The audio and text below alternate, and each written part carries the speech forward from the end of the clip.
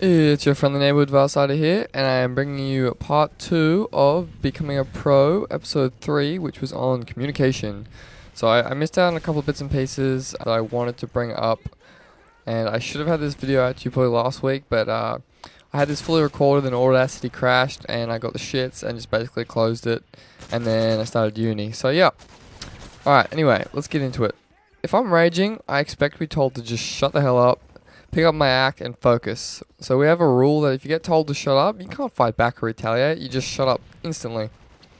So if you're told to shut up, it's seen as like a keyword with a lot of pre-organized, unspoken meaning that basically says, hey, you're bringing the entire team down, we need you to put your game face on and stop selfishly bringing us all down.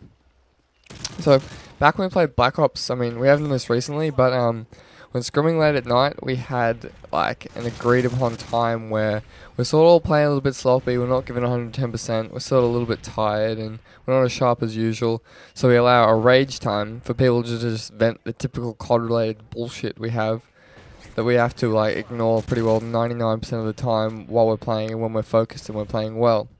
So basically we set some ground rules out with it. So it can only happen if everyone agrees that it's rage time. So one of you might be angry and tired, but the rest of us are all pumped and ready to play. So pretty much you've got to learn to control yourself. It's sort of a good activity to be able to control you and the moments where you're angry and no one else is angry. So you've got to be able to sort that out yourself. Another rule is you cannot be genuine anger that is directed at your teammates. So you've got to sort of be playful, otherwise you're just going to cause shit because everyone else is going to be cranky. So you've got to be enjoying yourself with the rage.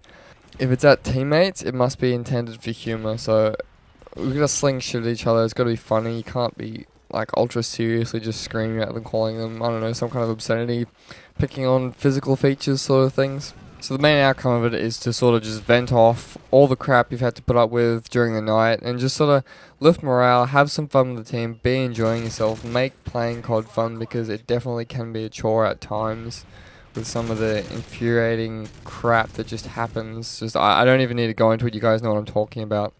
So make sure you're enjoying yourself and just don't give a second thought to people talking shit. Like, that's the worst thing you can do is to actually take offense from this time. You just have to be enjoying yourself. Things have to bounce off you and just vent and relax. Alrighty, I got a couple other tips I wanted to share on like how to calm. Like, it probably sounds pretty dumb. Oh yeah, I know how to calm. You just call out and shit.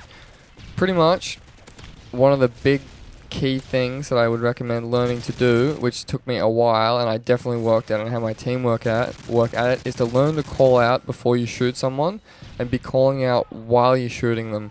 So the idea is you'll engage a person. The second you see a person, you're commenting who he is, where he's going, what he's doing, and while you're shooting at it, even if you're going to get the kill, even if you know you're 100% going to get the kill.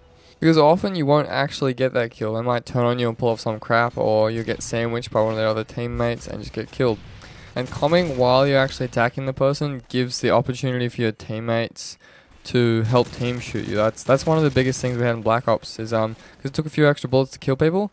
I remember there was a period of time when Naked was just going off his face. We didn't really notice it, but we would team shoot things because we were comming while we were actually attacking someone. So I might be calling some guy out and then Matt will just be across the map just spray K-ing him, and we'll have as many assists as we'll have kills.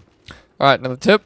I've mentioned this just before, but comm players gamer tags. So this is a big one if you're bringing a flag home on maps like Seatown and against teams who like to sit in corners and whatnot. It's sort of like a head check, so you can count who could possibly be alive in a corner in your base, and from that you can sort of guess what gun they have, what sort of playstyle they'll be having, and just depending on who they are. So for example, if Naked's last up, I expect him to have his little UMP in a corner or something in our base, or say it's Buzzin who's last up, I expect him to be setting up for a slay with his ACR in a power position, so he can probably not go for the return, but go for the slay and set up for a counter and take ground back. Alrighty, one more tip that I have for you guys. This is sort of weird, but I definitely would recommend trying it out. Have a game or two where everyone doesn't say anything, they don't speak. Don't mute your mics though, just leave them unmuted so that stops you from raging, because the idea is to be silent, that way you can snap at teammates for getting cranky instead of getting like a little free get out of jail pass. Just the idea is to keep an eye on your mini maps and just situational awareness of yourself and of your teammates. chances are the next half you'll probably really realize how badly you miss comms and how much you actually like would have said just when you got to hold yourself back from speaking. Alright, well I think I've gone overtime again, so excuse me if I put any black screens or whatever filler I put on the end of this. So yeah, Vilesyder out. I will have a new episode to you probably